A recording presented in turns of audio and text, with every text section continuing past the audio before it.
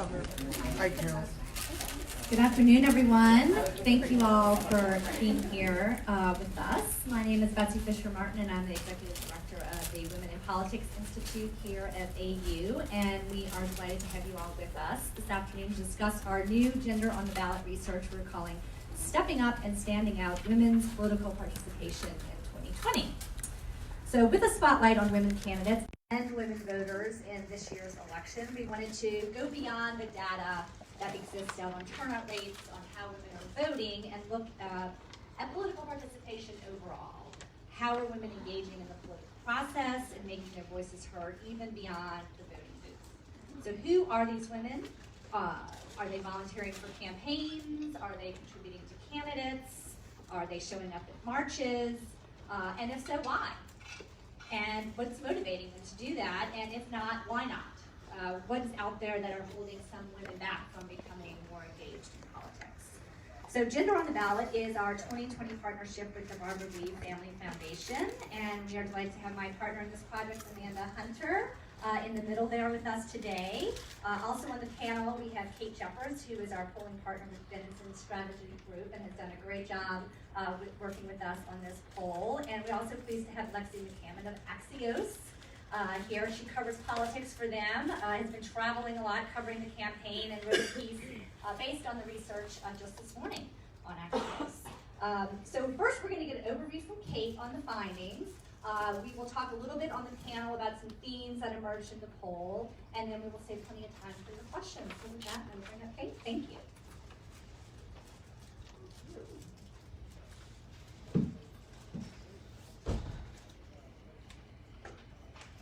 You guys hear me okay? Excellent. Okay, so as Betsy teed off, this poll is very focused on the voter mindset, what they're doing and how they're feeling about it, kind of looking back at 2016 and then ahead to 2020. So first, just a little,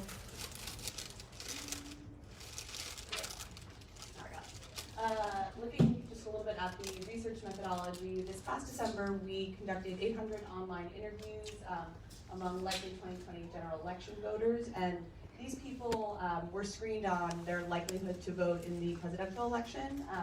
So they're all said that there's a possible chance that they will vote, but in fact, over 80% of people said that they're absolutely certain that they're going to vote in November. So we've got a very, engaged and ready to go group of people. For this survey specifically, we wanted to focus on women, so we included 600 women voters in the survey, just so that we'd be able to look at different demographic groups and sort of see the differences within the broader women's sample. The entire sample was weighed to ensure that it reflected the 2020 audience in general. I think that's kind of it on the boring stuff, so let's jump to the data. Okay. So let me sort of kick things off with some good news. 2016 marked a new era of women's involvement in political issues and campaigns, and shows no signs of stopping in the 2020 cycle. First thing we did was ask voters to think about their political involvement over the last few years and how they would describe it. Are they getting more involved, getting less involved, or is their involvement largely staying the same? And we found that among women overall, 16% said that they were getting less involved. And so that's a teeny tiny number. I think that's sort of where we were very encouraged to see, like, people are not only getting more, they're not just staying involved, they're getting more involved, and very few women were say that they were getting less involved. And sort of to that, 3 in 10 women said that they were getting more involved. So this is again looking back from 2016 over the last few years, what does their involvement look like? And leading the charge, we have a few subgroups up on the screen here. Leading the charge are Democratic women, millennial women, and women of color. Over a third of each of these voter blocks said that they have gotten more involved in the last few years. And then just a note on millennial women. A lot of millennial women have recently come to age where they would get politically involved, but we see this number at 41% sort of reflecting how they see their role in politics. And so again, just not stopping as we look ahead to 2020. And then sort of in that same lane, we asked voters to think about their political involvement over the next year and how would they describe that? More involved, less involved? Do they expect to be more involved, less involved, or stay the same? And we found that only 9% of women said that they expect to be less politically involved in 2020. So again, even fewer fewer women saying that they're going to be less politically involved. And then again, the sort of same groups are really poised to be strong voices throughout 2020, Democratic women, millennial women, and women of color. Among each of these groups, 40% of Democratic women, millennial women, and women of color expect to be more involved. So that's, a large chunk of people not just saying that they're not going to be involved, but saying that they're actually going to increase their involvement in the next year. One sort of note to Democratic women versus Republican women, only 23% of Republican women said they expect to be more involved this election compared to the 40% of Democratic women. So, this is a little bit of a cause for concern for the Republican Party. Just, as we saw in 2018, increased activism translates directly to the ballot box, where we saw, over 500 women running for office in Congress and statewide elections, and then also record number turnout. So definitely something to keep an eye on as we look ahead to 2020. So beyond just whether or not they're going to get more involved or less involved, we also looked at specifically what women are doing to participate in politics, and asked, if they have taken each of the following actions in the past few years. So you kind of see the actions on the left-hand side. 42% of women said that they have encouraged friends or family to vote or get involved in a campaign or issue. 33% signed a petition. 24% contacted an elected official, and so on and so forth. Sort of a call out down below on millennial women. Millennial women are definitely, again, sort of leading the charge. We saw increased numbers on most of these actions, but specifically 23% attended a march or rally, and 10% engaged in acts of civil disobedience. So we were joking a couple of weeks ago that everyone's very inspired by Jane Fonda, and I think that will just continue as we go forward. And sort of one thing to note here, a lot of these actions are specifically community-oriented, and that's definitely a key commitment for women, and definitely a big driver and part of their political engagement. In general, when you look at men versus women, their political participation on many of these actions are generally the same, maybe a point or two off, except for that top one, where we have 42% of women saying that they've encouraged others, and only 35% of men. So that's a clear difference between the two genders, where women are really bringing more people into the fold and developing a broader community. Sort of also in line with different subgroups sort of taking the charge and pushing these things forward are women of color. They are central to sort of this rising tide of activism. On all of these key actions, women of color are definitely participating at higher rates, whether it's donating, organizing, volunteering, marching. Their participation is very key. And now, strong participation among women of color is not to say that this is unique to the last few years. Women of color have historically played a big role in politics across the country and at every level of political engagement. But in the last year, we found that people are finally taking notice and talking about it and providing some very long overdue recognition. So it's not to say that this is a new theme, but definitely it's in the news a lot more. Oh, I also forgot to sort of tee things off. If anyone has questions about the data or the research as I go through, feel free to just raise your hand and we can answer them. Okay, so beyond just measuring women's political engagement and the different actions they're taking, we also wanted to look at and what's motivating them, what's sort of getting the reasons behind why they want to get involved, and also what's holding them back and sort of the barriers they see to involvement. So first, we'll take a look at some of the barriers that women have identified. We tested a variety of reasons one might have to not get involved, and asked voters to read the list and choose up to 5 reasons that sort of apply to them personally, and then choose the top reason for why they have not gotten involved in the past few years. And we found basically across the board, across age, race, and party affiliation, that time is the biggest barrier for women's political participation. For women, this is really about having just a lot of other things going on. So we saw that again across Democratic women, Republican women, independent women, millennials, white women, women of color. It really cuts across all of these key demographic groups.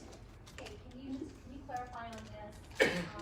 This number is among women who say that they have not gotten involved. Right, so that's right. So we, we'll show the barriers and we'll also show reasons why they have gotten involved. And just in terms of asking the question, it was a little easier to sort of identify people that have either not gotten involved or gotten involved. So all of this data is among women who have basically not done 2 or more of these actions. So it's sort of an arbitrary definition of engaged versus not engaged, but these women are sort of generally less engaged than others. A key distinction, so I mentioned that time is a key barrier for women and is very cross-cutting across key demographic groups.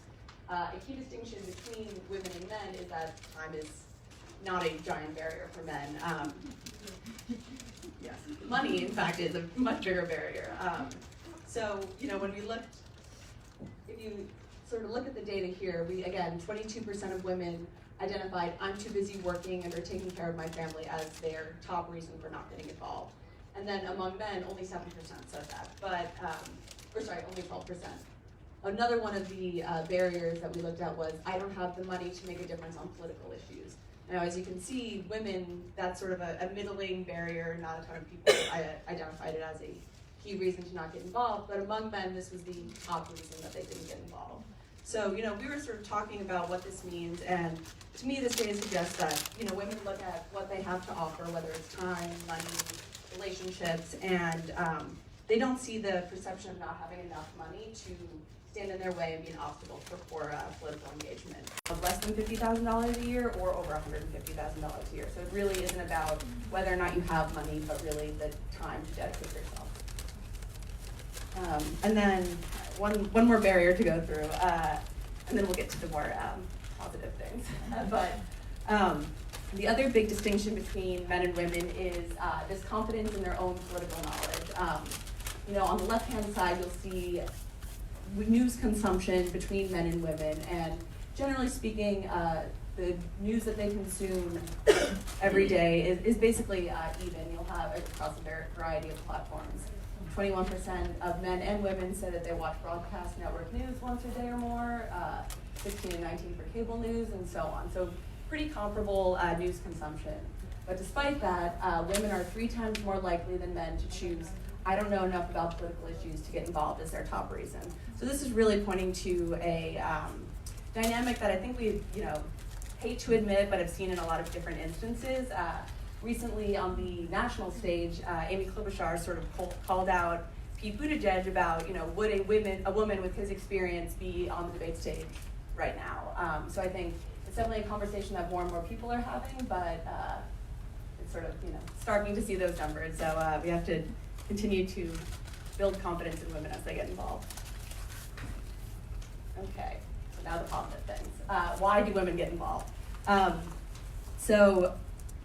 The top reason for Democratic women, Republican women, and independent women alike are really about their aspirations, about the aspirations they hold for their country, whether it's I want to make my country a better place or I want to make sure our country moves forward, not backward. Those are sort of the two, a lot of the top 4 in this list kind of like touch on the same themes, like what life do they want for themselves, their children, their friends, their family, what does the country need to move forward? So that's really what's driving a lot of women's involvement, again, across party ID and age and things like that. One sort of notable difference is among women of color, I'm afraid of what will happen if people like me don't get involved is the top reason to get involved. So the stakes are a little higher among women of color, and I think we see that reflected in their passion and enthusiasm and energy in a variety of political actions that they're taking. I will say, despite this sort of seemingly cohesive set of reasons, the sort of way that they interpret these reasons and motivators for getting involved differs starkly along partisan lines. In either case, whether on the left or the right, women voters sort of see a change that needs to happen, but on the right side, it's a lot of concern over the liberal agenda, and on the left, it's fear that Trump is halting progress or fueling hate. So really depends on how they're interpreting a lot of these, but again, just sort of they're fighting for a better future and a better country. Okay.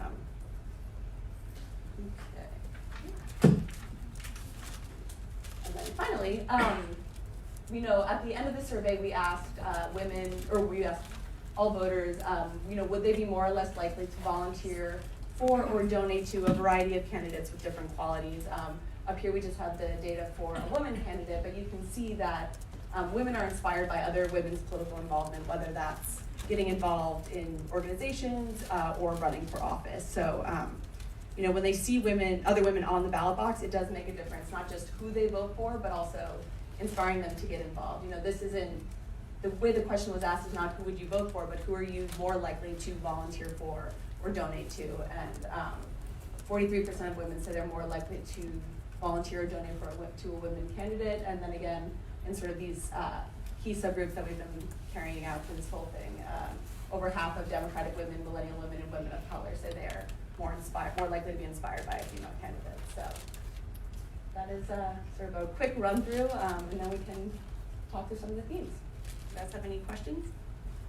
I have a quick one. Oh, sure. Yeah, so on the political involvement one, when you said that people who've chosen fewer than 2 of those options, did that take into consideration ongoing participation? For example, if someone's really, really involved in going to town halls or something, does that regularly compared to someone who had done, let's say, 3 of those items once each? Mm-hmm. No, so the way that we, again, very sort of fast and loose defining these groups was, it was a yes or no, like, have you done any of these actions in the last few years? I will say, just looking, asking this question in a variety of different surveys and looking through the data, the majority of people that are consistently engaged in one of these things are regularly engaged in at least more than one, especially because some of this is a sort of culled down list, but we had other things that are donated, put up a bumper sticker, kind of like low bar activities that they would qualify in for. On the obstacles, you noted that lack of knowledge, lack of confidence in knowledge was one. Did you have apathy as a variable? Just I'm not interested. So we have probably a few kind of nuanced versions of that. I'm glad you brought that up because I think an encouraging part of this list is that other people are getting involved, so I don't feel like I need to. Is the bottom performing. So I think it's not about a lack of desire, but more about sort of tangible barriers that might be getting in their way. Was there as much variation by race and party when you're looking at the polling from the men? Sorry? Was there as much variation when you're looking at race and party with the polling from the men who used? So we only included about 200 men in the survey because we wanted to provide bigger base samples for the women. I will say on party ID, it just sort of falls along similar partisan lines, but we don't really have the base sizes to dig too deep into the male audience. Now I'm ready for a question. I was just going to ask if you had any data on their past voting patterns or behaviors, like whether they are always voting in presidential and midterms, or if they think of political action in terms of these items less or more so than actually voting. So I believe we did ask past vote history, so I can sort of like look back through it and have it off the top of my head. I will say just anecdotally, most likely 2020 voters are kind of consistent presidential to presidential. Not everyone in this sample will have voted in the 2018 midterms or the 2014, but kind of to your point about how are they defining engagement, I think women especially use a broad definition of what it means to get involved. I think that's evident by just sort of the numbers here, with 42% saying that they do encourage others to vote and things like that. But flipping ahead. On the motivations, when we, on all of these, we asked a sort of follow-up open-ended question asking them to explain why they chose one of these as their top choice. And almost unanimously, when women said, as an American, I have a duty to get involved, they defined that duty as voting. It was very much tied to duty in voting and the importance of voting and sort of their responsibility to the country to vote. Like, we got a lot of, I don't have a right to complain if I don't vote. So they kind of made that connection very clearly. Yeah, that would be interesting in the future to sort of suss out the political power that women think is inherent in these different types of actions relative to voting. Yeah, how does that encourage them to do more, or if it disencourages like certain types of actions. Yeah, absolutely. So for this question, was this asked of women who said they had done the 3 political actions? So yes, so this would be the sort of the flip side of the less engaged group. This is among people that have done 2 or more of the actions that we tested earlier. Okay. Oh, yes. Yeah, we have one question from the live stream. Oh, great.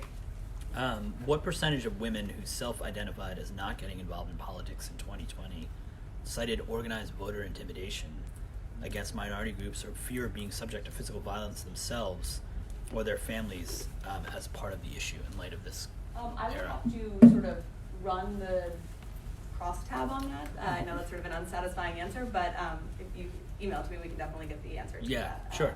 I would say in general, the fear motivator was largely in the top 3 or 4 for most subgroups. So I would say it would probably be fairly consistent, but then again, just very much popping among the women of color. And I will also say that this was not a high motivator for men.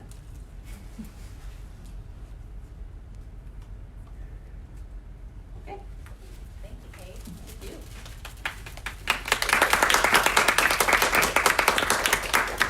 Thank you for that presentation and the data there. Lexi, can I start with you on this question of Democratic women? Because you wrote this morning in your piece about that, of why that number matters as sort of a warning sign for the Republicans. Yeah. What's your thinking on that? Well, the number, as was mentioned earlier, is that 39% Yeah. of Democratic women are say that they're more involved, or they will be more involved now than in 2016, compared to just 23% of Republican women. And I think that's a huge warning sign for the Republican Party, because they've been losing female voters to the Democratic Party at pretty fast rates over the last few cycles. We see that not just in voter trends, but in the trends of which candidates are actually stepping up to run for office at every level. There were a record number of women who were inducted into Congress, but the majority of them are Democrats, and so that leads to a gender disparity in terms of representation of the parties. It also, I think, deters certain women who identify as Republicans from feeling as welcome in the party as Democratic women might, especially when men in leadership in the Republican Party will reject so-called identity politics at any given chance to say, like, they shouldn't be recruiting women specifically, when Democrats have done that and to their success. And in the midterm elections, you don't have to look too far to the numbers to see that there was a clear pattern in large, significant portions of voters, female voters rather, who preferred the Democratic House candidate over the Republican House candidate. Again, maybe that's because of the profile of the women who were running. Maybe it's other things like the issues that they were talking about. Maybe it's President Trump. But there are a lot of warning signs, and the country is changing demographically for sure when we're talking about race and ethnicity, but women are showing their power more and more in elections, and it seems like the Democratic Party is sort of trying to figure out how to capitalize on that and bring more people, women specifically, into the fold, and the Republican Party is sort of stalling on how to do that. There are efforts ongoing for Republicans to get more women into the fold. I mean, you do see sort of the Women for Trump rallies happening. What are they doing? Anything else along those lines to try to get more women into the party? I know that there is a group associated with Senator McSally, which focuses on getting more women into the Republican Party. There's a group of Republican women in Texas who are very focused on the so-called Texodus, which is all these House Republicans who are retiring from Texas, from their Texas seats, and they're really trying to focus on replacing them with women. Right. But the interesting thing, I think, when you look at the Trump re-elect campaign and how they're trying to attract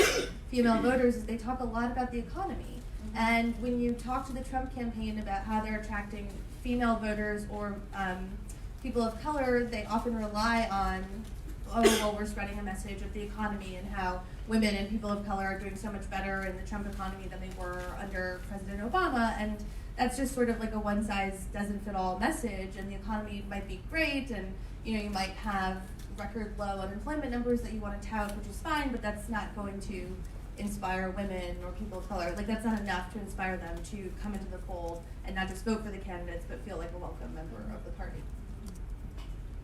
Kate, let me ask you, as I hand you the microphone here too, since we're sharing, in that last slide that you had about women supporting other women, the number of Republican women who said they're more likely to support a women candidate was 30%. How did that strike you? Was that something, it seemed high for me, because in some of the other research we've done, we've found Republican women who are, sort of fine with the notion, with the number of women that are in office right now.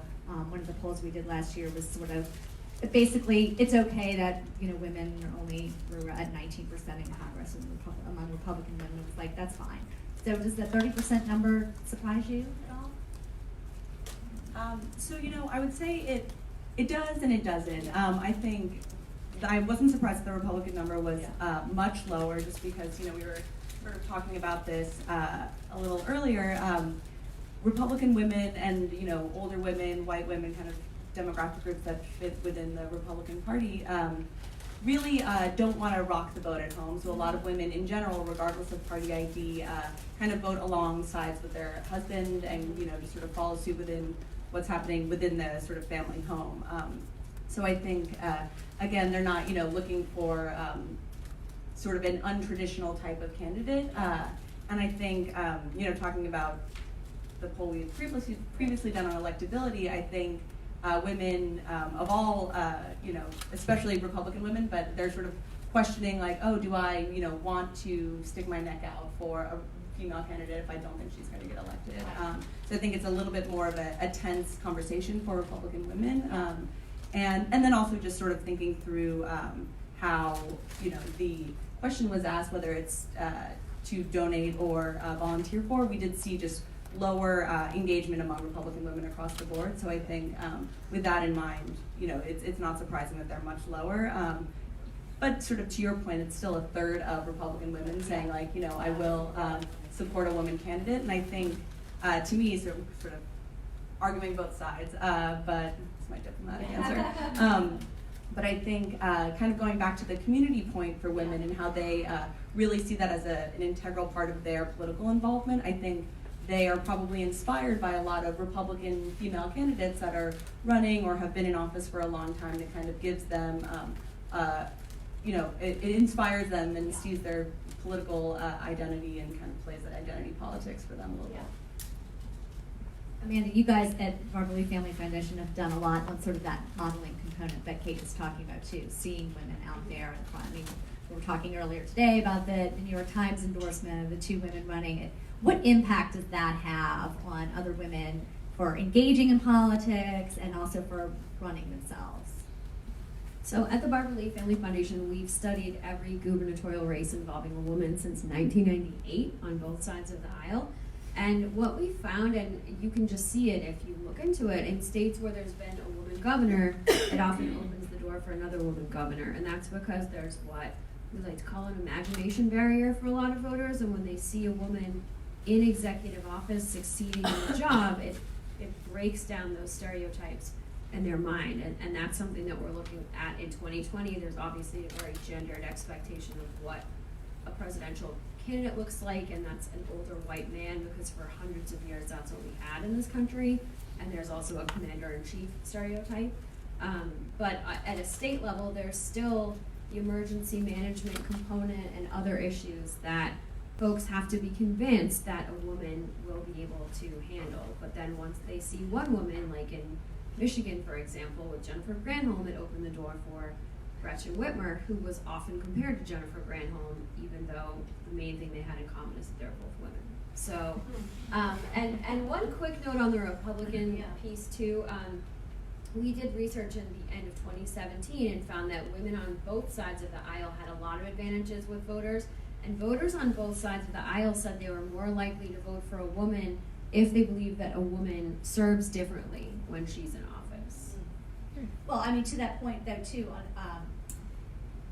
sort of this role of women in executive leadership. We had a panel yesterday with 3 mayors that are in town for the mayor's conference, and so we talked to them about some of those different aspects. And they, the mayor of Dayton, Nan Whaley, mention the Barbara Lee Foundation specifically in terms of being the research that you all are doing, being very helpful to her as she was trying to navigate running as mayor of that city. And what do you all tell female candidates that are running for executive offices, governor or mayor, on and how to sort of navigate all of these different components? Well, the main piece of advice, or really just kind of realistic fact that women need to know, especially when seeking executive office, is that they are expected to be twice as good. And that's because men are assumed to be qualified and women have to prove they're qualified over and over. That's why if you watch the presidential debates, it's probably no accident that Senators Warren and Klobuchar are often using action verbs and saying, I passed legislation, I made this happen, because they have to constantly remind voters that they're getting results, whereas men just have to release their resume. So that's the first piece. The other side of it that we've talked about before here, I know, is the likability tightrope, that voters will not vote for a woman if they don't like her, but they will vote for a man that they do not like if they believe that he's qualified. So it's a fine line. Women have to, especially with executive office, satisfy two gender stereotypes. They have to show that they're strong enough, but they can't be too tough because they won't be likable. And presentation is so important. And I think that that's what Mayor Whaley was talking about yesterday, that women, the standard is really perfection, because voters look at how a woman is dressed, they assess the sound of her voice, and they assess her confidence.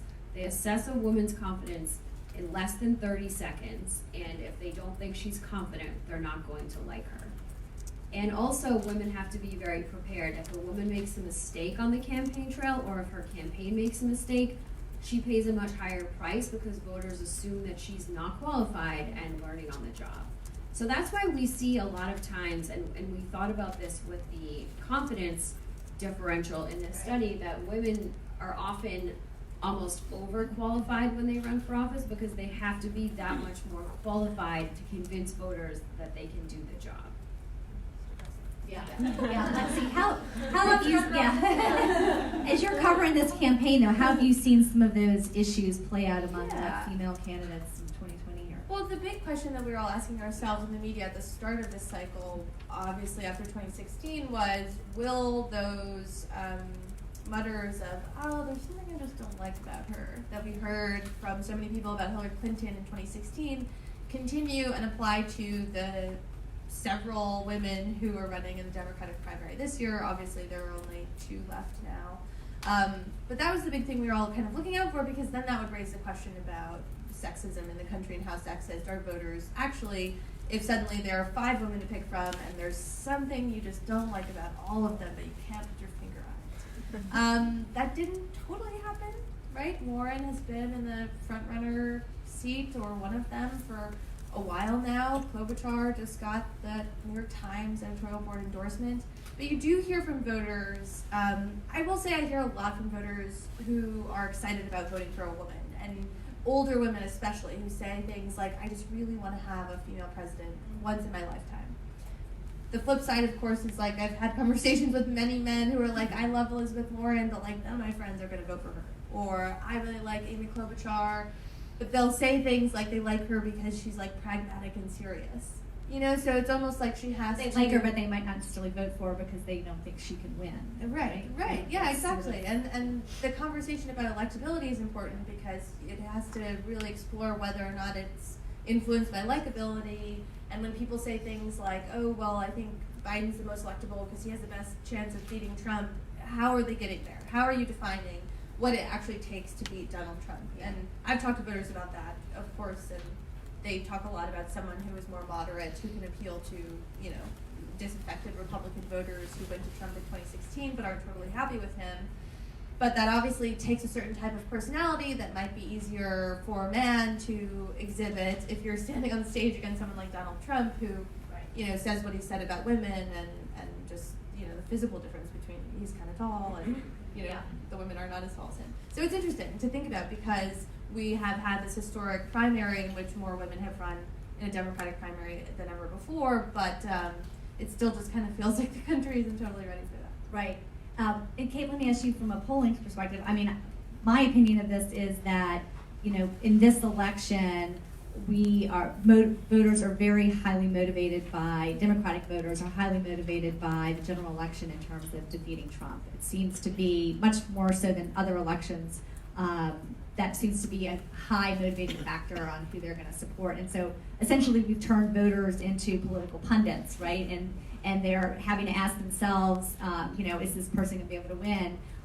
What are your thoughts on that and sort of the change of how we are actually looking at Democratic women in particular looking at candidates? So, I think it's very hard for voters to kind of go with decide who they're going to vote for in the Democratic primary where I think, there's so many different candidates and you can really think about which candidate reflects your values and which candidate you want, but then it's sort of at tension with who's going to be able to take on Donald Trump in a general election debate, and they know how unpredictable that's going to be. And so I think, sort of my view, and especially from, where we see different candidates, especially the two female candidates, get the biggest bump in some of the polling that we see is always after, a debate of some kind, because I think, Amanda, to your point about having to constantly prove yourself and show, I can compete with Trump on the debate stage and things like that. You see Senators Warren and Klobuchar really excelling on the debate stage, and I think those are some of their strongest moments when they can really prove their achievements and talk about their story and really make the case for themselves. And so you see that very much reflected in the polling where, again, you just have Biden is sort of the big guy that I think everyone's kind of like falling back on. Like, he can take on Trump. He's made that case over and over. And you don't really see a lot of swing between his performance in the polling, at least. Betsy? Yeah. I have a question, if you have any data or any anecdotes about a comment made by the mayors last night, which is that sometimes it's a disadvantage to have a larger female field. Nan Whaley said that about her race in Dayton. She was looking at the governor's race. Because the women's vote being split amongst too many have you all seen that play out? Or, are you seeing anything in that, in the current, like when the field had 6 women in it here?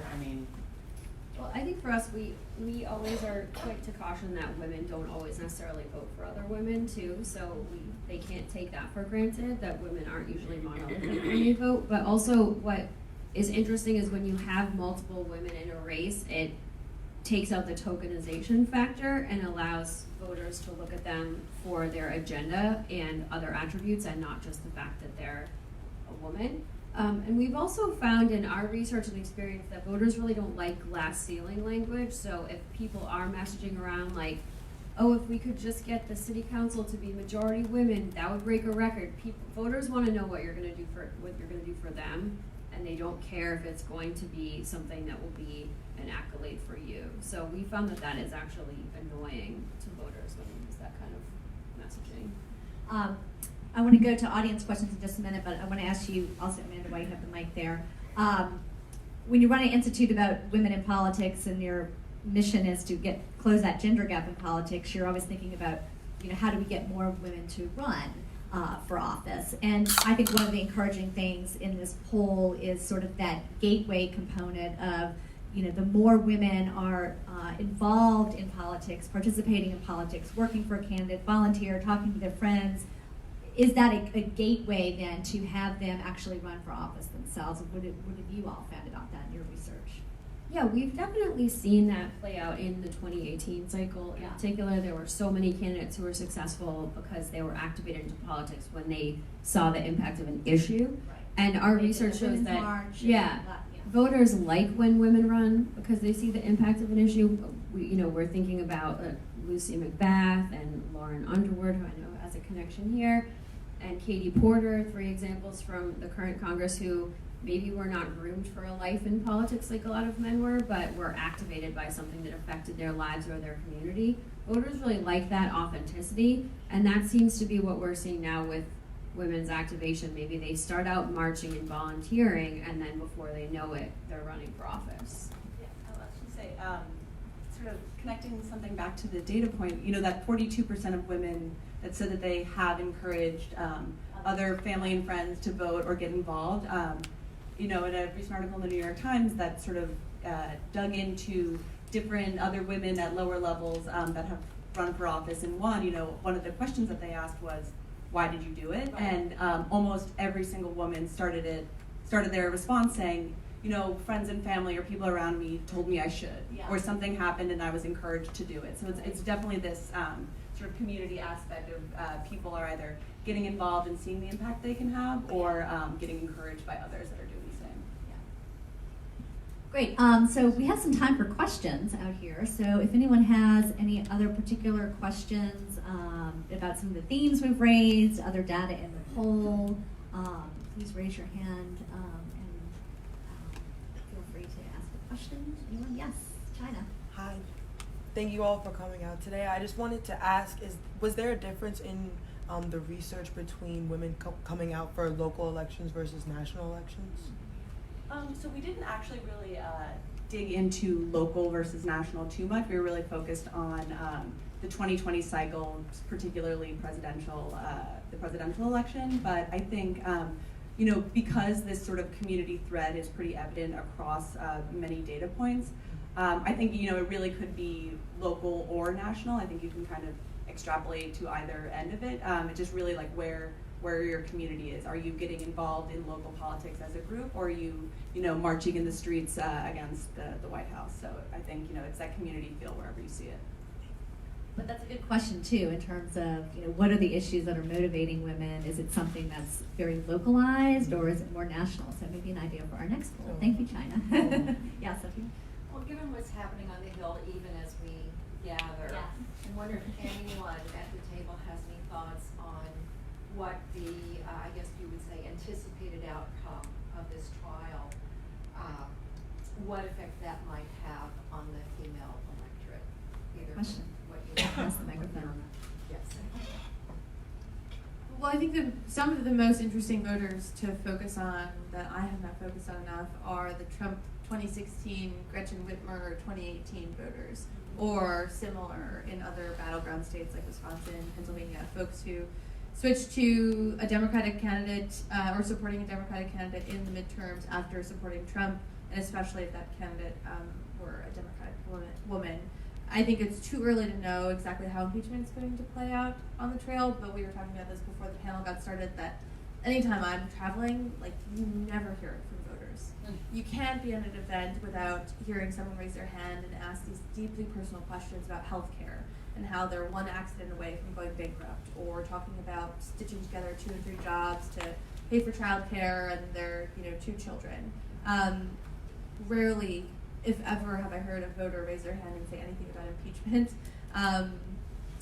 And I think that that's because, you know, while we are so focused on this in Washington, and it matters, of course, for the future of the country and the precedent that this could set for the office of the presidency, people are really concerned about their personal financial situation, which gets into everything from healthcare to education.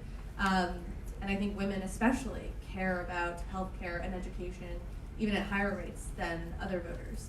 So, you know, maybe the college-educated white women who supported Trump in significant numbers in 2016 are feeling a little disaffected by him for other reasons, and that led to them voting for Democrats in 2018. And maybe the narrative that will be painted about him because of the impeachment trial will lead to them being further disaffected and throwing their hands up and, you know, giving a try to a Democratic candidate. But I think it's just too early to tell. Yeah, I think it's very evident when you know, any of the senators running for president, when they were asked, like, oh, you know, is this going to affect Iowa in any way? And they were, you know, very clear to say, I have a duty, this is important, it's my responsibility, and then quickly pivot to, but, you know, I'm very excited to get back on the campaign trail and talk to voters and understand, like, what really matters to them. So I think it's sort of a push and pull between doing your responsibility as a senator and really making sure that you know, the Constitution hasn't you know, been offended in any way, and that, you know, Donald Trump is sort of held accountable, but also kind of pivoting back to the voters in the ways that makes the most sense to them. Yes, sir. Yes, sort of on the same theme. In the data, is there what percentage were Democratic voters and what percentage were Republican voters? And were you able to note whether there's been any shift from one view to another view during the course of the 2 years, let's say 2016 to 2018, or up till now? So for this poll, we sort of just weighed the party ID to you know, what we've seen in kind of nationwide polling across the board. I don't actually have the numbers off the top of my head, but I think it's, you know, around like 35 Democrat, 35 Independent, and 30 Republican.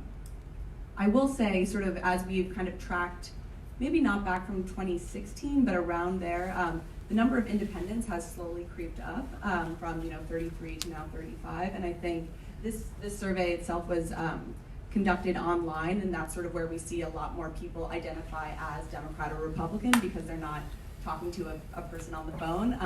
But especially when we have phone polling, you see the Republican numbers dip way low. So you do sort of see this trend of people not really wanting to self-identify with the Republican Party unless they are kind of staunch Trump supporters. Hi. I was just wondering, we were talking earlier a little bit about how we have to tell female candidates that they have to be likable or they have to meet a certain standard of perfection.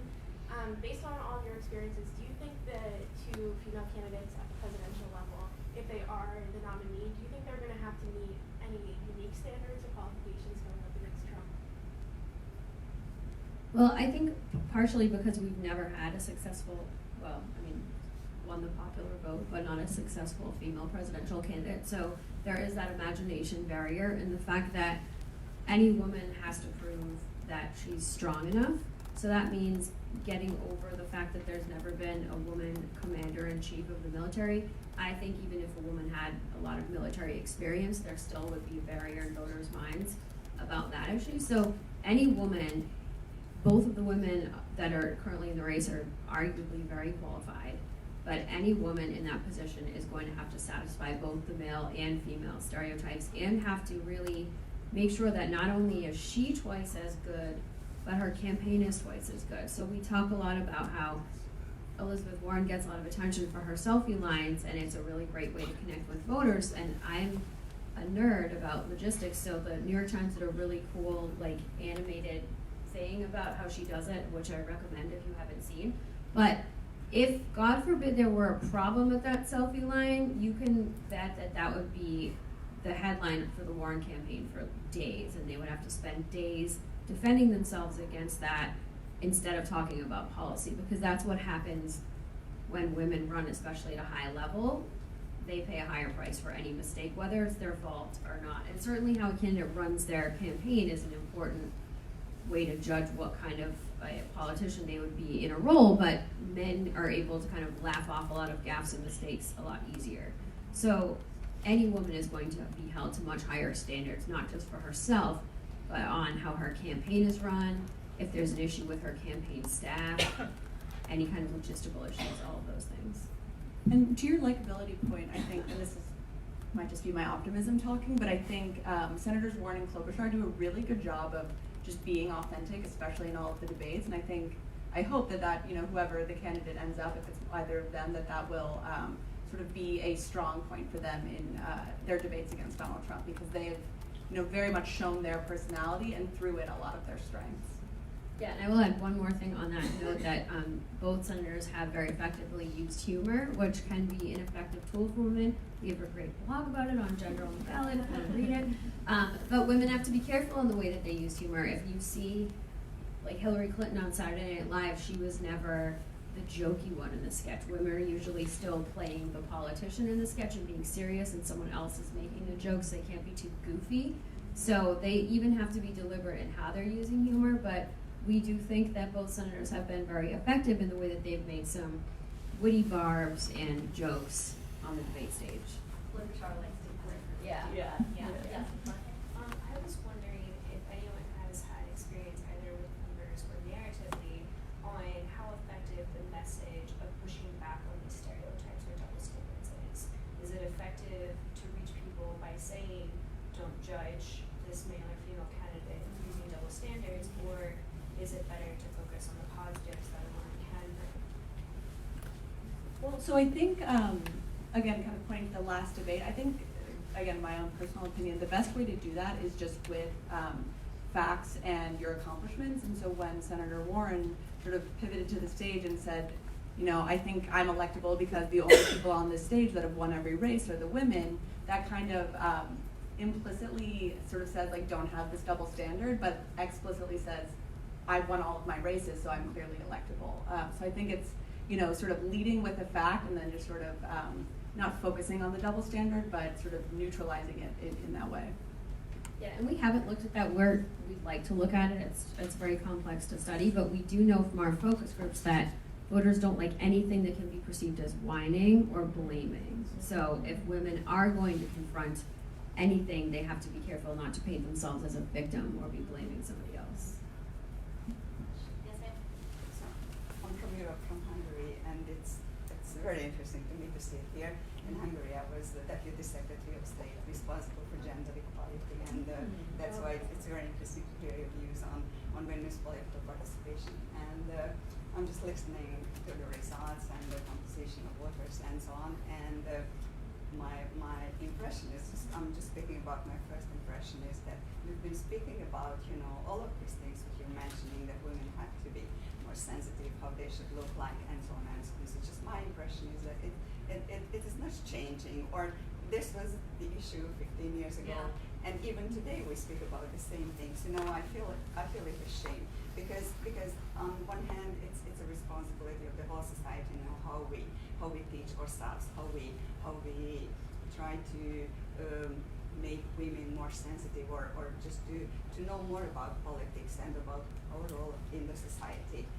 Another impression is that for me, that it seems that the American society is a bit more conservative than the European countries. Or less? More conservative. Okay, yeah. So because in Europe we don't speak about too much, or at least if you look at Germany, for example, there is Chancellor Merkel. Yeah, at the beginning many people talked about her hairstyle and so on, and so the lookout and so on, what she wears. But today what I can see is that more and more women get elected in the European Union. There are leaders, prime ministers. So actually, we don't speak so much about the appearance and the personal qualities and the knowledge and the professionalism is much more important, I think, and what they can offer for women.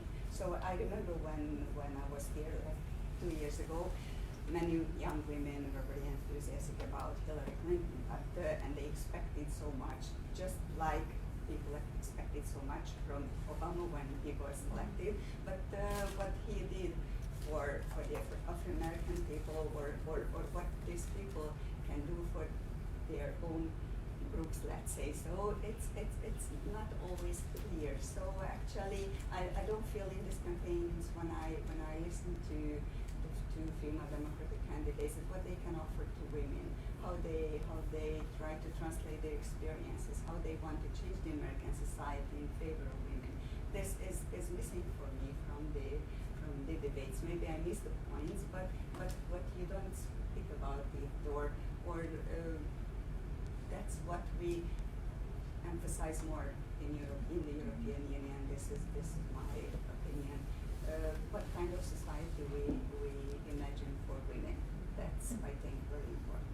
And I think some of those issues too, on our Gender on the Ballot blog, we do a tracking of all the debate questions that are asked, and the issues about women and issues that women care about have not been raised as much in the debates. There was a couple of exceptions in the debate that coincidentally was moderated by 4 women, right? But we're keeping track of all that data so that we know, what are those questions posed and why. But it's.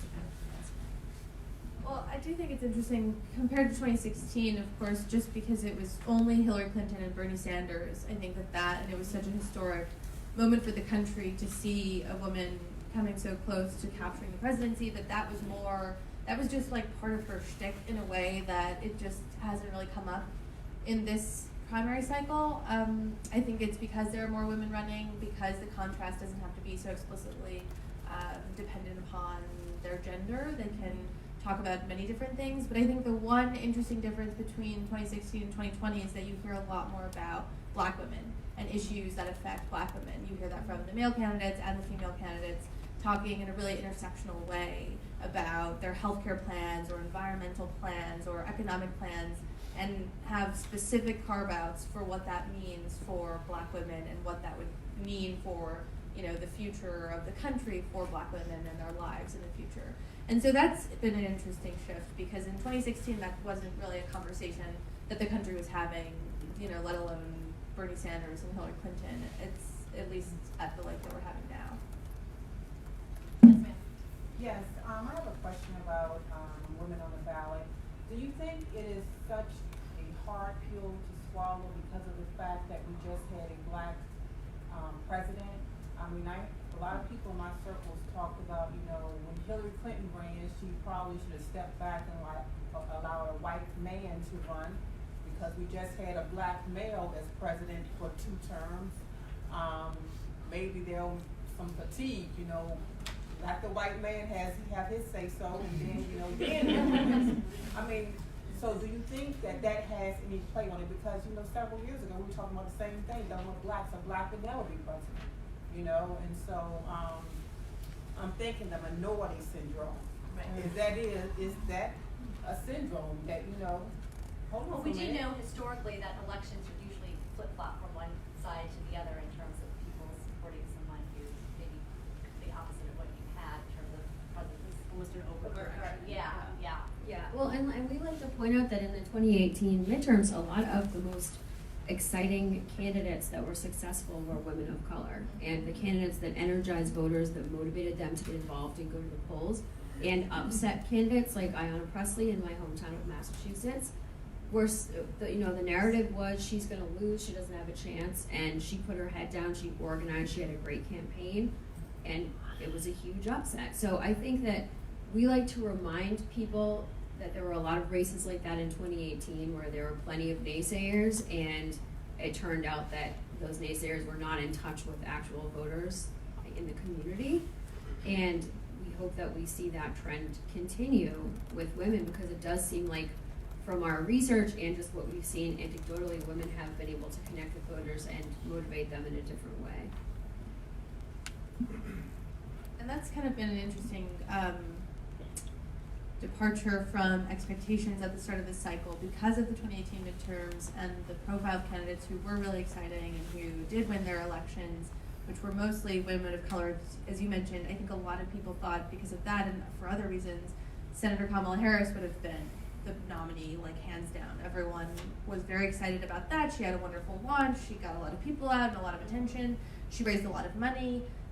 Someone like Julian Castro was talking about all these intersectional issues that, if you have been following Democratic Party politics in the last few years, you'd think that they really prioritize that. Democratic primary voters really prioritize those issues that were being talked about by people like Julian Castro, Kamala Harris, Beto O'Rourke, and all of them are now out of the presidential race. So it's interesting to think about, to your point, Kate, earlier about how people go maybe from one extreme to the other. We have someone like Donald Trump now. There are all these women of color who were supported and successful in 2018, and now it's almost as if the country is showing that they are more open, or at least Democratic primary voters are more open to a more moderate candidate, whether that's someone like Pete Buttigieg or Joe Biden, or they're more interested in familiar faces like Bernie Sanders. Of course, Elizabeth Warren is the only woman at the top, but they're all white, and 3 of the 4 are men. So it's the complete opposite of the trends that we've been watching, or at least I've been watching in Democratic Party politics, than we would have expected at the start of the cycle. And I think that's something that I still can't wrap my brain around.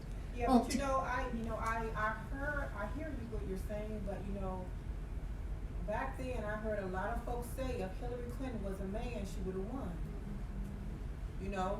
I've heard that. If Hillary Clinton was a man, she would have won. And I work in an environment with a lot of males, and they tell me I would have voted for her if she was a man. You just had a Black president. I was looking forward to voting for a white male. I mean, race is an issue, and just like gender is. So you hear that from people. Well, to go back to your Obama example, I think if you look back in 2008 and look at the beginning of the primaries for Iowa and Hillary Clinton being at the top of the polls there, and it wasn't, if you look at polls among people of color in South Carolina, in terms of support for Barack Obama, you did not see that support among African Americans in South Carolina for Obama until he won in Lily White, Iowa, right? And then you saw the support skyrocket among African Americans in South Carolina for Obama, and ultimately won the primary there. So there might be a snowball effect that goes on in terms of if a woman can launch out of there, then maybe there's more support to be had. So. Yeah, and along those lines, and I think President Obama, they didn't call it this at the time, but it's what it was. We found in 2018 a lot of women have to run what we call a campaign of belief. In addition to their main stage campaign trying to win over voters, they have to win over donors and thought leaders and party leaders and other elites and convince them that they can win. So that's a burden that we're seeing women carry right now in the 2020 cycle that the men don't have to carry to the same extent. Do we have time for one more question? Yeah, wave back here. Yes, go ahead, Black. Yeah. Okay. I'm wondering if in your research or reporting, if you've seen if geography is a factor at all, since there's been so much political targeting towards suburban women, especially done by Trump's re-election campaign. Like if that changes how much women are even able to politically participate. So, I would say that it often does kind of follow along political party affiliation. Urban centers are obviously more liberal, rural and suburban are a little bit more moderate and conservative. But again, it really kind of centers around different types of activities. So, you may have a very strong organizational setup in some of the sort of suburban networks where you do see a lot more female engagement because that's part of their community and it's part of their day-to-day, and they have other women and other people in their lives that are engaging and being a part of the political conversation. And then you kind of see it sort of trail off as you become more rural. So I would say it's not just sort of a chicken for the egg. The urban centers are more liberal, and there's definitely a lot more energy and excitement within the Democratic Party right now in terms of engagement. But I would also say it's because there's also just a lot more density of people and a lot more opportunities and ways to get involved. Well, I want to thank you all for coming today and let you know that our Gender on the Ballot website has all of the slides and the key takeaways memo and all the information on that website and a lot of other research that we've done. So I encourage you to check that out. And thank you so much to our panel today. We appreciate you being here.